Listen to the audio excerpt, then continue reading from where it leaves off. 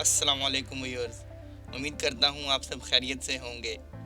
آج کا ہمارا ٹاپک لاجسٹکس ہے۔ لاجسٹکس کے بارے میں آپ سب جانتے ہی ہوں گے، اگر نہیں تو ہم آپ کو بتا دیتے ہیں۔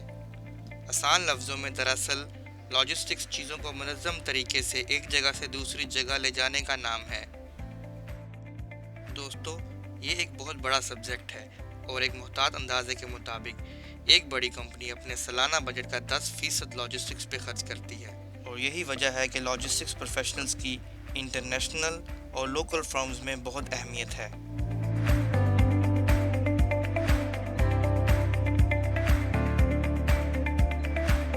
چلے میں آپ کو ذرا تفصیل سے بتاتا ہوں۔ دراصل لاجسٹکس یونانی زبان سے نکلا اور اصل لفظ لاجسٹک کی ہے۔ ایسا مانا اور کہا جاتا ہے کہ لاجسٹکس کا لفظ ملٹری کی دنیا سے آیا، جہاں بہت ضروری ہوتا ہے ملٹری ساز و سامان کو متوقع ٹائم پر ایک جگہ سے دوسری جگہ منتقل کرنا۔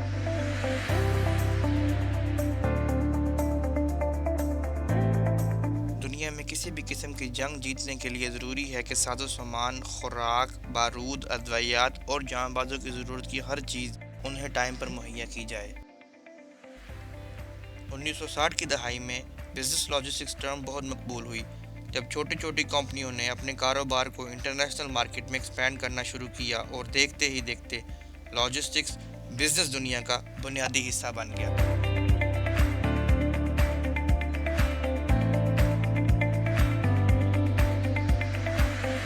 آپ سب جانتے ہی ہوں گے، کووڈ-19 ویکسین کی ترسیل کا عمل شروع ہو چکا ہے۔ بڑی بڑی ملٹی نیشنل کمپنیز ہوائی جہاز، بحری جہاز اور ٹرکس چارٹر کر رہی ہیں تاکہ ویکسینیشن کی ترسیل صحیح طریقے سے کی جائے۔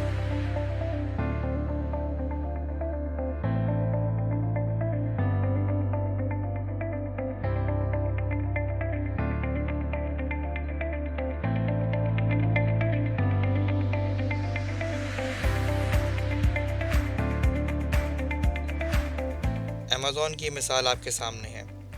ایمیزون بہترین اگزامپل ہے جس نے دنیا کے کاروبار کرنے کے طریقے کو ہی بدل کے رکھ دیا ہے۔ ان کی کامیابی کا راز بہترین لاجسٹیکل سپورٹ ہے۔ آپ دنیا میں اسمارٹ فون بنانے والی سب سے بڑی کمپنی ایپل کی مثال لے لیجئے۔ ان کا را مٹیریل اور اسمبلی چائنا میں ہوتی ہے، سافٹ ویئر کی انسٹالیشن یو ایس میں ہوتی ہے، اور اس کے بعد ایک ہی منتخب تاریخ میں وہ اپنے اسمارٹ فون کو پوری دنیا میں لانچ کرتے ہیں۔ یہ لاجسٹکس نہیں تو اور کیا ہے؟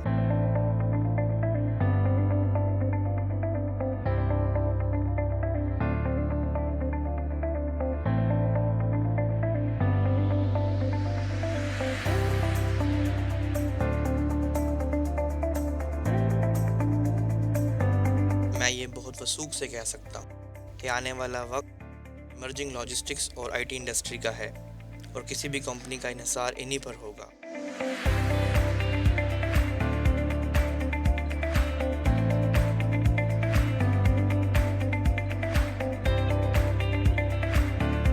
امید کرتا ہوں کہ یہ ویڈیو آپ کو پسند آئی ہوگی۔